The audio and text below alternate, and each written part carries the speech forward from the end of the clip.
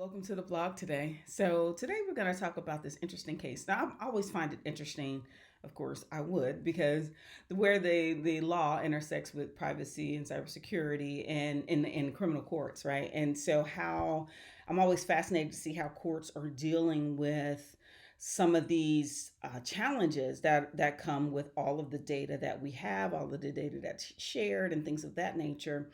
And so this particular case, it's Facebook versus Superior Court out of California, of course.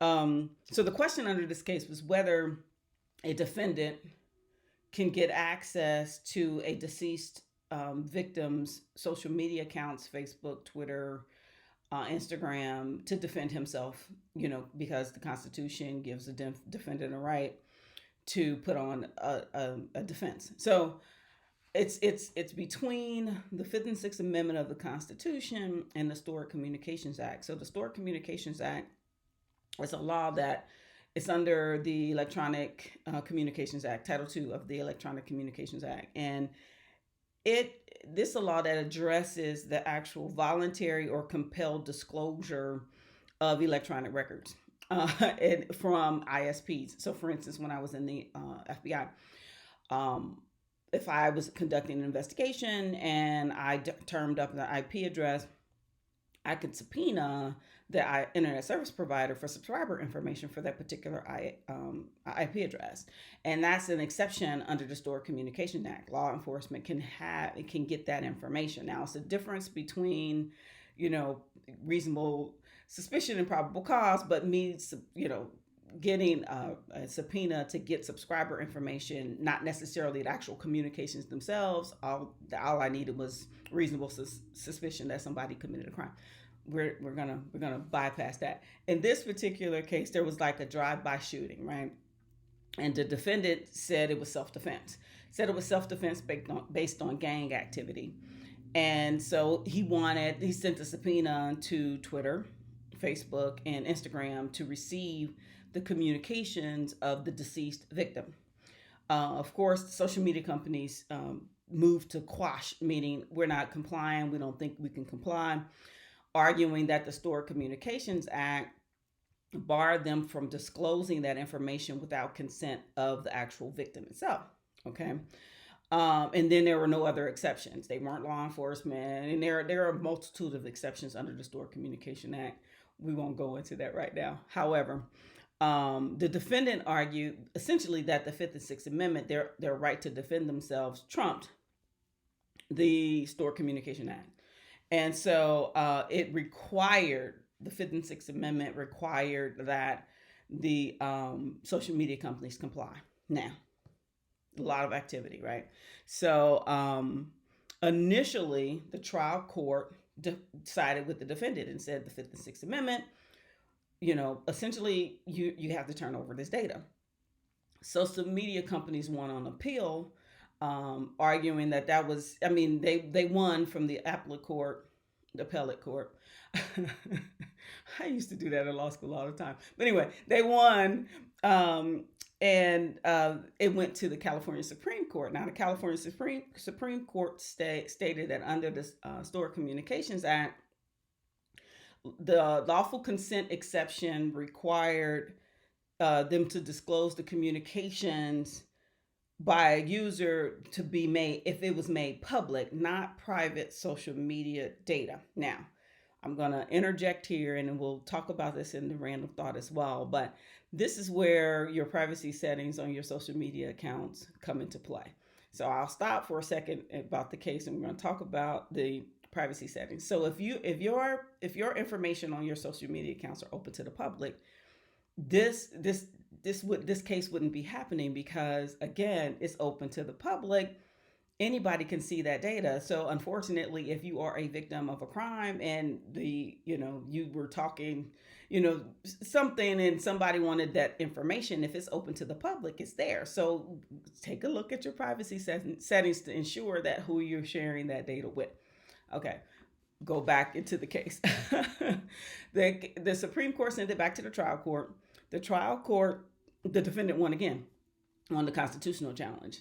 And on appeal, the appeals court reversed the decision of that trial court and said that they didn't follow the Supreme Court's test on whether the production of that data violated somebody else's privacy rights. Among other things, there was this list of things that the trial court was supposed to weigh before making the decision, not just buying the constitutional challenge that, to comply with these data. So, um, it's where you have it.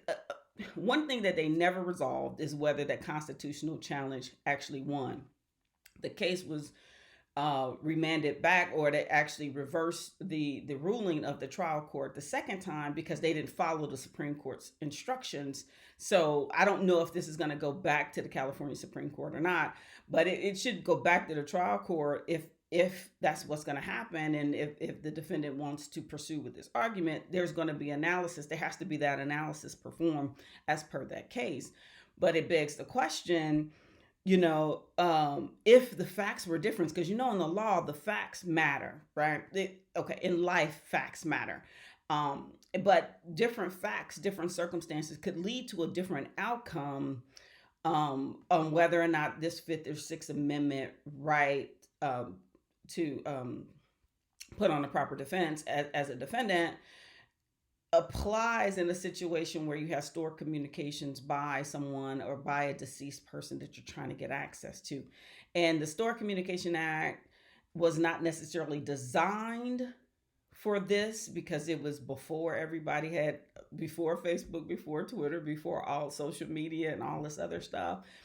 But the rules are the same because it kind of sort of feels right that you couldn't go through. No, I don't want anybody going through my social media accounts if I'm not alive, if I pass away. And so that feels right from a privacy perspective. My rights my rights shouldn't die with me, put it that way. And so that it's going to be interesting. Like I said, I like to look at these cases to see what the arguments are and how the courts are now deciding these particular cases. But one of the things that I have, and I suggest you guys have too, is I know they tell you not to write down your passwords, but with one exception: put it in your will. Write down, and I think I've said this to you guys before, write down all your username and passwords for all of the accounts that you have for a multitude of reasons. If something happens to you, especially when we're going through this pandemic that we're going through right now, you need to have somebody, to be able to have access to your money, your family that's taking care of you, access to those accounts. And then, I want somebody to go through and delete all of my accounts if I pass away. That, it's just one of those things that as we're moving towards all of this stuff being electronic, we're all working from home. We don't get anything except through the internet. You have to take those things in consideration that you may not have thought about before, which is, write them down. Write down your password. Della Mary said, write down your password, but put that password list. Don't store it on your computer. Don't store it on the computer under a file called passwords. Print it out or write it down. You have paper. You can still write stuff down on pieces of paper. Write it down on a piece of paper and put it in your safe, or put it somewhere with your important papers so the people that you care about understand what they should have to do and to delete all of those accounts. So stay tuned for our random thought. I have something else to say about Facebook. Okay. Heard about our privilege protection plan? What's that, you may ask? Essentially, I think it's one of the most important reasons you should hire the cybersecurity law firm of Texas to handle your cybersecurity and privacy needs. Essentially, whatever we do to try to give you a legal opinion about where you stand from a cybersecurity and privacy perspective is covered by attorney-client privilege. You should check it out. Check out our privilege protection plan. Go to our website now and see if you're interested. If so, give us a call. Okay, random thought for today. All right, so yes, I have a Facebook account. I use it to, promote my healthy living and to share, tidbits of motivational things to my friends and family. And yes, I go through from time to time and purge my friends on Facebook. My Facebook family is less than some of the things that I do from a professional perspective. All that to be said, I've seen this thing going around on Facebook where in solidarity with the class of 2020 high school students, people are posting their high school photos, and so I see it, and I'm of course I someone wrote an article about why you shouldn't do that, and I posted that on Facebook, which is um, you are giving away some information that you may not have thought about before posting that picture. Because how many of you still to this day, from a password reset perspective, use your high school mascot as an answer to a reset question? And so, you're posting it on Facebook in solidarity with class of 2020, but you're also giving the name of your high school. And how simple is it to do a search to determine what the high school mascot is? And yeah, it means that you would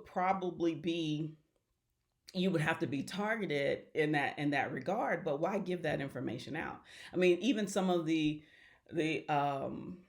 the survey things that I see people filling out, and you're filling out all this information to post on your Facebook or social media page, and it's like, okay, some of those questions are password reset questions. You have to pay attention to that. And again, like I said before, who gets to see that? What does your privacy settings say on Facebook? Have you actually, limited the amount of people that have access to that information? Is it a public Facebook page, or is it a private Facebook page? Mine is a private Facebook page, but public, if it's open to, there are certain things that in Facebook will tell you what is open to the public, and you can actually see the pictures and everything that you share that are out there that's public. So be careful it's fun, and it shows solidarity, but still you're exposing some information that you may not want to expose. So be safe out there, continue to be safe out there, and close down. Check out the privacy settings. You don't have anything else to do today. Check out the privacy settings of your social media accounts and see what you can do to try to lock them down. Okay, have a great day. Thanks again for listening to the Breach Whisperer blog, sponsored by the cybersecurity law firm of Texas. Don't forget to like this post and subscribe to our channel so you can get updates of when we post new things on our channel.